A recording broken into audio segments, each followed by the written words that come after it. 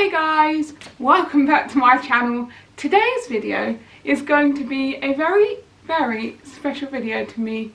I realised that I talk a lot on my channel about my autism and my mental health and things about me. If you haven't seen recently, I did a little Q&A random video and it occurred to me that I'd never really actually explained very much about my autism. Last year for my birthday I brought out an original song that I wrote about living with autism and mental health, and it kind of gave you a bit of an insight into how I find living with autism. But I thought I would kind of do a proper video kind of explaining about how it affects me and how I kind of manage it on a day-to-day basis. So I wasn't diagnosed, I think, until I was 16, but there were, looking back, a lot of things in my childhood that kind of were explained by autism. So growing up, I don't really remember much. But my mum said from as early as she can remember, probably from about the age of 2, I was very musical. I used to sing a lot of tunes, like especially with my grandma. She would kind of sing tunes and I would repeat them back to her.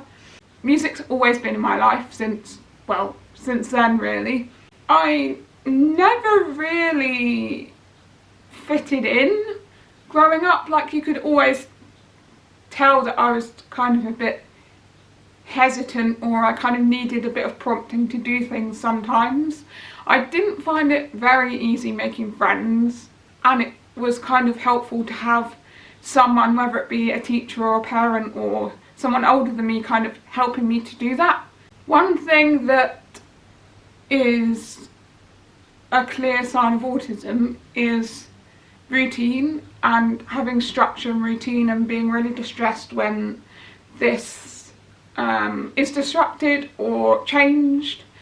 And one thing that I am sure my whole family will remember growing up is I was absolutely obsessed with Chicken Run, the movie. And when I was younger, we used to have cassette tapes of Chicken Run, and every night when I went to bed I would put in tape 1 and it would say the name of the chapter, and then it would be like the audio tape of Chicken Run, and then it would say end of side 1, please turn over, and then I'd like almost be asleep, and then I'd have to like roll over on my bed to turn it round and then go back to sleep again, which defeats the point. Like, I don't know how I ever got to sleep listening to that, but it became a thing. And once MP3 players were more of a thing, then we worked out how to get it on there, and that way I could have it continuously. So that was very dangerous because I had my bedroom door open on full volume Chicken Run audio tape, and all night long. So I'm pretty sure all my siblings still hate me to this day for that, but I love Chicken Run, so I can't help it. And the film is so good. I found it in a charity shop once, but it was like the French version, so I brought it anyway because I lost the DVD we originally had, and I thought, oh, maybe there'll be an English version, and then I don't think I ever tested it. Anyway, random, I'm diverging. But so like routine was really important for me. Like, I would listen to music going to bed. Like, it was just like the structure. I remember not being able to go to bed without having a bath first, and if that was disrupted, then I would be really distressed. And another thing I always seem to remember is always having like my toys in the exact same order, or I couldn't go to bed. So like from very early on, there were kind of signs that probably nowadays would be very evident that it was autism, but at the time we didn't really know it. I was reading through some of my old school reports the other day, and it was saying probably when I was about, I don't know, 5 or 6, that they could tell that I was slightly behind the rest of the children in my class and something might be up, but then it kind of didn't really go further. And then obviously it was like 10 years later that I finally got diagnosed, so who knows what would have happened if I got diagnosed then, I don't know. I know that a lot of people with autism tend to have like some sort of special interest. I know, like, I'm not saying that in order to have autism you have to have a special interest, but a lot of people do, and I'm pretty sure that mine is yellow. Like, I don't know if a colour can be classed as a special interest, but I'm just obsessed with the colour yellow, even more than chicken run, would you believe? But ever since I was born, I've just loved it. I don't know, I can't explain it. It's just like, it makes me so happy, and it's the best thing ever. And I have a theory that it's because on the day I was born, my mum and my grandma bought me a yellow blanket and gave it to me. And I think because it was so big and it's one of the first things I saw, that maybe like I got attached to the colour. I don't know. Your theories down below in the comments? I don't know. But that's kind of what I've just assumed this whole time. But I love yellow. As you can see, I've got my yellow cushions, my yellow blanket. I'm not actually wearing yellow today, which is unusual for me, but I'm well, if you saw my washing behind the camera, then all my yellow stuff's been washed, because I've clearly worn it out last week, so there you go. One thing I kind of find really ironic is, like I said, growing up, my routine would always be I would have to have a bath before I went to bed. And then as I grew up, I kind of actually hated having baths or showers.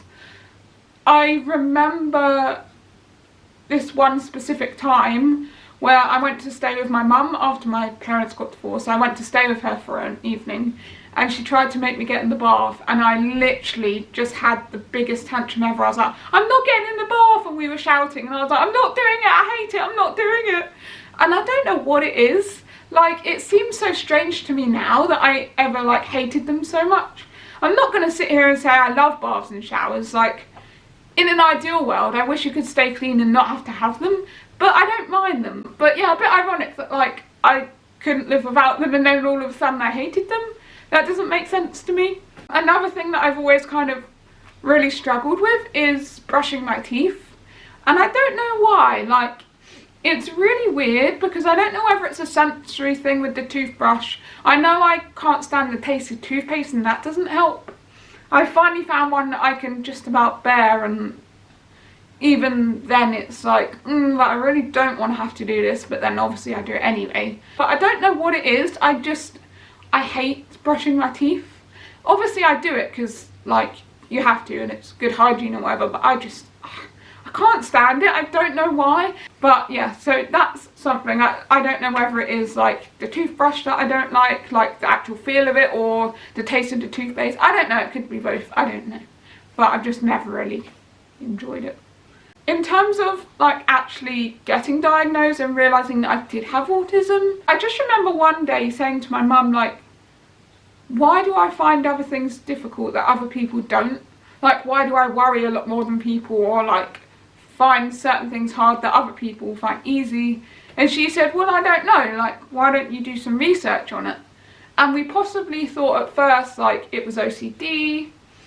There was this one cupboard in my old kitchen, and we used to have like a plastic box in the cupboard, and we'd have like loads of like plastic bottles in, you know, like, just like water bottles that like we would buy from a shop and then reuse or whatever. And I don't know what it was, but that cupboard would creep me out, and I felt physically uncomfortable opening that cupboard, looking in it and taking a bottle and using it. I don't know what it was, I just could not do it. And like, that sounds really weird. And I said to my mum, why do I not like using the bottles from that cupboard? Like, what is it? And so we thought maybe it was possibly OCD. And then we came across autism and thought, oh, actually maybe it could be that. So we got, I went through CAMS and got tested and diagnosed autistic. And actually it gave me a lot of clarity with things. Like, a lot of things that I've kind of mentioned like make sense now. Oh right, that's what it is. And like, I've kind of spoken about my childhood, but now how it affects me. So sometimes I struggle to understand when someone's joking and when someone's being real. And it really frustrates me because obviously I can joke to people and I know I'm joking, but then when people do it to me, I think this is a lot where my anxiety comes from, is I can't tell whether they're joking or being serious, and then I think, oh, I've done something to upset them, or they're annoyed with me or something, and it's nothing. But I'm not always good at telling apart when someone is joking and when they're not. I also sometimes tend to take things literally, which I also kind of used to do a lot growing up. Like, people would say to me, oh, just be a minute, and then I would literally wait outside the room and count to a minute, and then be like, it's a minute, it's done now, you've got to come now. And they'd be like, well, I didn't actually mean just a minute. I said, why did you say a minute then? Do you know what I mean? Like, those kind of things, like, it still baffles me. Like, if you say you're going to be a minute, be a minute. If you're going to be longer than a minute, say like, I'm going to be 5 minutes. Don't just say, oh, I'll be a minute and then not be a minute. It annoys me. I really tend to struggle with loud noises, and it kind of also depends on what the noise is, because I love my music, as you know from my channel. I love playing in the band at church, I love going to my choir, I love performing, I love recording, I love everything about music. And when it's a nice sound, I don't mind it being loud. But when it's like, well, I guess no one really likes having a loud sound that's not nice. But things I tend to struggle with is like motorbikes going past. That always, like, I don't know, it really distresses me, the noise. Or like when a car like does that noise where it goes and it, like, that was a terrible impression, but you know what I mean. Like things like that, or like sometimes loud noises on buses. And I struggle quite a lot in busy places where there's multiple conversations going on at once. I don't know what was going on today with me, because I've been at church this morning, so I'm filming this on a Sunday, and I don't know what it is, because sometimes I can be absolutely fine and sometimes I'm really not. And I wanted to bring my loop earplugs. I've literally got them about a month ago and they are so good. I would really recommend them, and I forgot them. And I think just the amount of noise with all the kids running around and screaming and all the conversations going on at once, on top of like the music that they were playing in the background, it was quite a lot, and it was a bit overwhelming, and I think that didn't help. And I don't know, it just gets a bit stressful sometimes, like, because I then start to zone out and I don't know where I'm concentrating, because my mind's quite loud as well, so it all gets a bit too much sometimes. And I just went and sat in another room for a bit just to get away from it. And you know, it's learning about ways to cope with it. Like next time I'll remember to bring my earplugs, and if it does get too much, remember you can just step out for a minute and then come back in. And I struggled a lot because I don't know what was going on with the microphones or something, but there was a lot of feedback and I can't stand that noise either, so that was a bit distressing. So yeah, loud noises, just no. I've always hated fireworks. Love the look of fireworks, so beautiful. Can't stand the sound. Oh, I just hate it. It literally is the worst thing ever. Because I hear them all the time, and it kind of reminds me of like a gunshot. And then I panic that it's not fireworks and someone's like round the corner with a gun, and it's loud, and it just makes me jump, and I just can't deal with them. But when it's like loud, stark, jumpy noises, like I just can't deal with it. So another thing that I really tend to struggle with is making decisions. Now I know this is quite a common theme in people with autism, but I can't explain it. It doesn't make sense, but it physically distresses me to make decisions. I'll either of like know what decision I want to make, but I just can't get it out, or I literally can't decide and it's stressing me out. And it literally, like, it's just like, please don't ask me to decide something because I can't decide.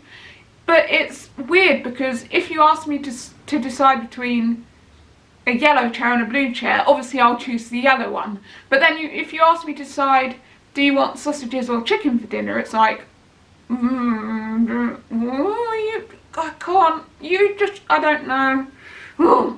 And then I can't decide. It stresses me out. It just makes me so uncomfortable. I can't do it. I don't know why. I don't know what it is, and it's so frustrating. This video is kind of all over the place. I don't really have a structure for it, but I'm kind of just listing things that is to do with my autism. I hope it's making sense anyway. But another thing that I have always, well, I don't really remember when I was younger, but from as far as I can remember, I've always struggled with is touch.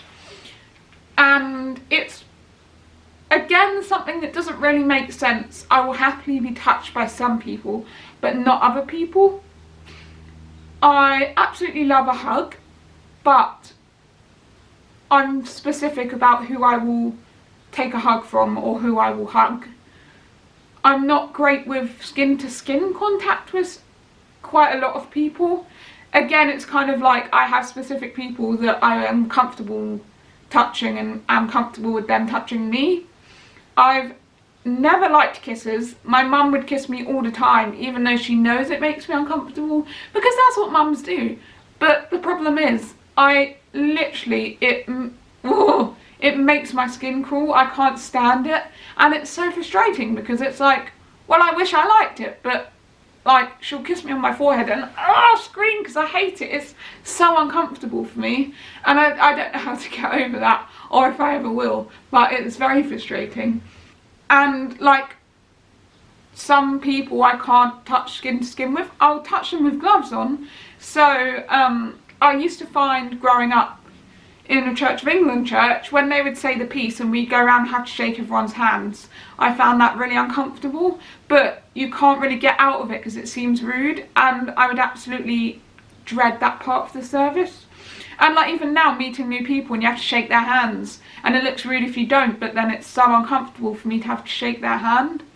And when like people come up behind you and just like touch you on the shoulder, it's like, ugh, please don't touch me. But again, like, I don't want to seem rude and like say that to them, but it's something I really do struggle with. It's you know, something that people don't really think about. They kind of just automatically go to do it. But actually, I think quite a lot of people probably struggle with it. And it's just that kind of coming up to them first and saying, do you mind if I give you a hug, or do you mind if I shake your hand, kind of thing. Rather than just assuming that they'll think it's okay. But yeah, I don't know why, I've just always seemed to struggle with it. Although ironic, because I really miss hugs from my mum, and she's abroad, so I can't really have them at the moment, but I'll look forward to them when she's back. And another thing, kind of, I guess not really similar to that, but kind of on the same topic, that I struggle with quite a lot is eye contact. I find making eye contact with people really uncomfortable. And it kind of depends, like, I guess the more comfortable I am with the person, the easier it is to make eye contact with them. But I also think it depends on the situation. So for example, when I was at school, I, for the first few years, didn't make eye contact with the teachers, and then eventually when I got, you know, more comfortable around them, I was able to. But it takes me a long time. And it, you know, I can make eye contact with my friends some days, and then some days, you know, I'm having a really bad day and I can't because it makes me uncomfortable. Or like, for example, I was having a really uncomfortable conversation with someone the other day, and it was kind of embarrassing. And I was like under a blanket, and then when I finally lifted my head out the blanket, I was like, this is really uncomfortable for me, I can't look you in the eyes. But it's not me being rude or that I'm not listening, it's just that I find it distressing to look someone in the eyes. And that's, with a lot of these things, people kind of see it as being rude, but it's not, we just struggle with things differently to other people. Going back to like routine and stuff, it's kind of a lot more prevalent nowadays as well, because although each day isn't the same for me, like all my weeks are the same. So every Monday is exactly the same, every Tuesday is exactly the same. And I find that when that routine gets disrupted, I just kind of shut down and everything goes terribly wrong. So it's about having that routine, and it keeps me kind of functioning, I guess. And when things kind of don't go to plan, or things get on top of me and I get stressed and overwhelmed, I kind of tend to shut down.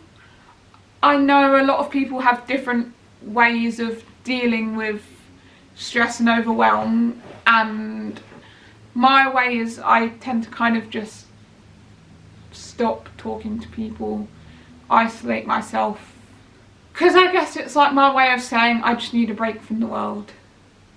And it's not always helpful, but it's kind of like sometimes the world can be a bit too much, and I just need my own space for a while to kind of recharge myself. Because actually, living with autism, you kind of experience the world a lot more intensely than other people. So it can be quite exhausting, like socialising, messaging people, like having to keep up with the world, going out to all these places, and like even travelling, just like having to deal with noise and different sensory issues can take it out of you. And I think people don't really realise that. And also having anxiety and suffering with depression in the past, that can kind of tire you out as well. So it's all about kind of finding a balance of doing your part but not overdoing it. So something I do kind of remember growing up and kind of is still prevalent now is I always used to wish that I didn't have to speak.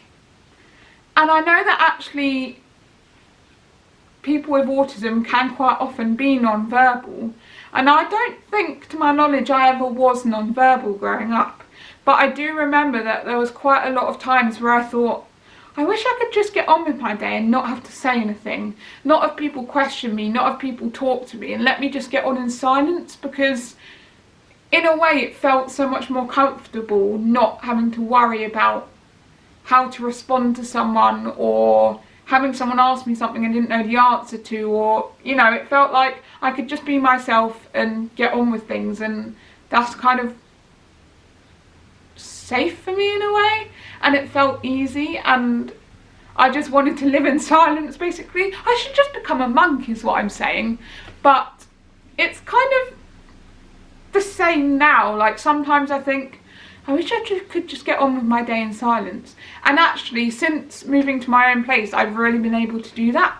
So it hasn't affected me as much, but sometimes, like when I used to live with my family,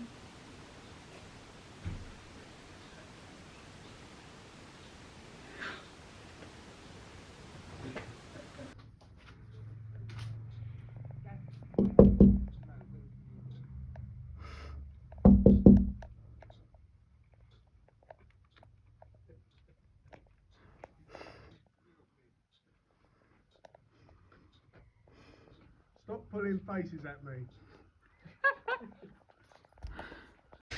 that's my rowdy neighbours trying to distract me. But, oh, what was I saying before that? See, I've lost my train of thought now. What was I saying? Oh, it's so annoying. Well, one of my points was I get easily distracted by things, and there you go, that's just proven it. Oh yeah, about the in silence thing. Like I said before, I can find socialising quite exhausting, because I know people kind of just go about their day to day and they can be spontaneous and say, oh yeah, let's meet up for lunch and, you know, let's do this, and they can have a million things on and they've still got to look after their kids and themselves, and they seem like they have it all together. I'm not saying they do, but that's what it looks like anyway. And then I'm just thinking, I've just been to work today, I can't really go out again, I'm so knackered. And it's, you know, having my weekly routine, so going to work, having my swimming lesson, my piano lesson, volunteering at my cafe, having church, and then it's like, to think about having to do stuff on top of that, like, I just don't know where I'm going to get the energy from. And, you know, trying to remember to message people every day, because there's kind of like an expectation that if you're friends with someone you have to message them or something's wrong, and that can be quite exhausting. And sometimes, you know, I'm just trying to get through life on top of all this, and it can get a bit too much. So like I said, it's about finding a balance of, I've been out this morning, I'm not going to go out this evening. And I'm not very good with going out in the evening anyway, because I tend to go to bed early, and I'm usually by that time it's like, I've been through the day, I can't manage anymore. So that's why in lockdown actually Zoom was quite handy for me. But it's just about finding the balance. Another thing that I also kind of tend to struggle with is smells, and even things that people would class as nice smells, I can't stand. One that particularly comes to mind is lavender. I can't stand the smell of lavender, it's so strong. I can't stand, well, I don't think anyone can stand the smell of fish, but you know when you go past like a fresh fish bit in a supermarket, can't stand it. Cannot stand going past any sort of candle or bath shop in a shopping centre, because it's just so strong to me and it makes me physically feel so sick. And people buy me candles all the time and I'm like, oh thanks, they're so nice, and then I'm like, well, I'm not going to use this. And I don't know what it is. I don't know what it is about it, because if there's a food that I really like, for example, if someone's making a fish pie, love that smell, it's great. But I think really a nice food is the only smell I can stand. Can't stand the smell of flowers, of anything scented, candles, perfume, can't stand. Just so much stuff. Like I have to get roll-on deodorant because I can't stand the smell of the spray one. So I don't even like air fresheners. Like I can't stand the smell of a fresh car. It makes me feel sick. So it's really weird, but you know, smells are everywhere and it's rather annoying. All that glitters is gold. So another thing that I kind of tend to do, which I think is definitely an autism thing, going back to like listening to Chicken Run on repeat and stuff, is whenever I have a new favourite song, I literally listen to that one song on repeat for like weeks, and I won't listen to anything else, and people will get really annoyed because they probably hear it on full blast through my windows. But I get obsessed with a song and it's like, no, I'm just listening to that one song because it's so good. And most people, like after the second or third time, would get bored by it, but I just don't. I don't know why. I just love a new song and then I'll just be obsessed with it and listen to it on repeat for weeks. Like it's just, I don't know, always been like a habit of mine because I just love music, that's why. And I think probably one of the biggest things I've struggled with due to my autism is my restricted diet. I don't currently eat any fruit because I can't stand it. And I know I say that and you'll say, but there's so many fruits you probably haven't tried. But with me, I can look at something and go, I know I'm not going to like that. Or even just the smell of something, or looking at the texture of something, I'll be like, no, don't like that. And it's very frustrating because I look at people that just eat anything and I just think, I wish I could be like you, but I'm just not. So I don't eat any fruit currently. I think I eat about 4 different vegetables, and so my plates at dinners tend to look pretty much the same with carrots and onions and sweet corns on the side, and occasionally, what was the other vegetable? Carrot, onions, oh, I love a parsnip. Parsnips are my favourite vegetables, not just for Christmas time. And so I don't really like any green, so it's kind of always been restricted. I tend to stick to the same brands of things because I know that I like them. I'm not very good at venturing out and trying new foods. And I think it is a sensory thing. Like I say, like I can look at something and just know I'm not going to like it, or the smell put me off, or the texture. And it's really frustrating. Although I have got better at it. Probably since I've become an adult, I have got better at trying new things. But it's still very difficult for me. A bit of a challenge, actually. But then again, I don't think I'm worried about trying new things because I'm happy with what I eat. I think it's just, as long as I'm managing to eat a balanced diet, that's the main thing, I guess. But it has always been a struggle, and I think that's also a lot where anxiety comes in around food, is going to new restaurants and going places where I don't know what they'll have on the menu, or going to people's houses and, you know, not knowing what we're having for dinner, because what if it's something I don't like and then I'm going to have to eat it and I can't bear to eat it, but I don't want to be rude and not eat it, and then it's quite stressful. So I've kind of always had to deal with that. I remember growing up a lot, I would bring my own food to places because it would just be easier and I know I would like it. I used to love the field pasta. You can get like field pasta in like these flower shapes, and they had a spinach and ricotta flavour, and that was my favourite growing up. And I'm pretty sure I lived off of that for quite a good few years. But I don't know, it was just, I guess it was like a safe food for me. I just loved it and I would just live off of it. But even now, like, it still affects me. But I'm doing really well, I think, to manage. And I eat a few vegetables and I try and have a vitamin every morning, so that helps as well a bit, I guess. So, you know, you kind of just have to give me more time than other people and know that, like, I will be okay, but I might need a bit more help than someone else, or just give me a bit more time and let me, like, do things myself, because I know how to cope with things and what's best for me and, like, what I need. And one thing I do really want to say is, and this isn't a dig at anyone, but there is one thing that people say all the time that really gets on my nerves, and it is this sentence: but everyone's a little bit autistic. I'm not joking. I literally, it makes me just so angry when people say that, because unless you actually have autism yourself, you don't know what it's like to live with autism. And it's so difficult to explain. Like, I'm sure this video is all over the place and I've probably forgotten a bunch of things I wanted to mention, and I've probably mentioned random things that aren't even necessary, but that's, my brain is kind of all over the place anyway, like normally.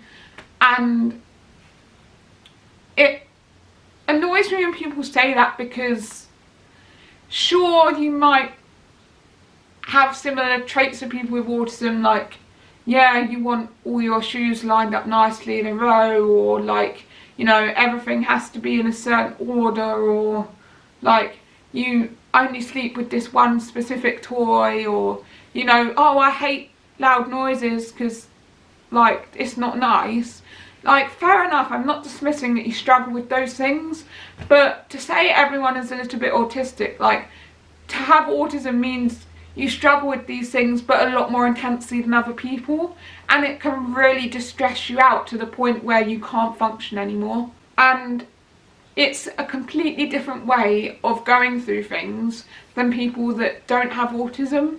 So I know that, you know, people are trying to say, like, oh, but you're not different from us, like, you're fine, like, but you're not autistic, because we all struggle with these things.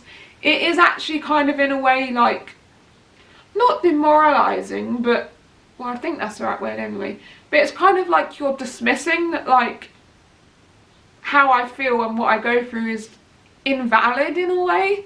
And it's like, actually, I've been diagnosed with autism, I struggle with these things, please accept that, and accept that I'm going to struggle with things more than other people will, and that's okay. But to say that you struggle with it on the same level is, unless you have autism, it's just not true, and you would understand that if you had autism. So I don't know, it's just always annoyed me. I think really just like think about what you're saying before you say it, and actually take time, if you do know a person that has autism, take time to learn about it and understand it to the best of your ability, and how it affects people and what you can do to help someone with autism to make things easier for them and feel safer for them. And I think that's, you know, the best thing that you can do. And I know that a lot of the time in my past it's been dismissed and not taken seriously, and obviously that can really affect your mental health, and it has with me.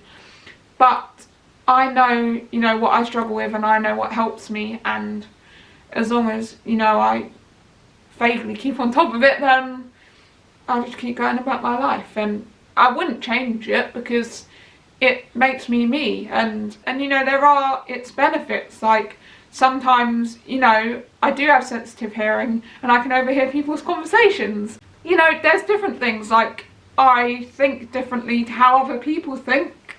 I meet up with a friend on a Friday and he also has autism, and we just laugh our heads off about the funniest things that are just so random that no one else would even like think about, and it's just great. And I love the fact that I think differently to other people because it's what makes me special. So, you know, embrace it. Don't see it as a negative, see it as it's a part of me and I'm gonna utilise it to the best of my ability, and that's great. So anyway, I hope this video has kind of been informative. I have no idea how long this has been now, and I have no idea if any of it made sense, but it was kind of just my thoughts in my head into a video. So there we have it. If you did find this video helpful, let me know in the comments down below what else you would like me to talk about, because, you know, I really just want to help people and talk about my experiences so that people feel less alone with it, I guess. So if you did enjoy this video, give it a thumbs up, leave a comment down below of what other videos you'd like to see me make, and don't forget to hit the subscribe button and ring the bell to receive notifications every time I upload a new video. And I will see you next time.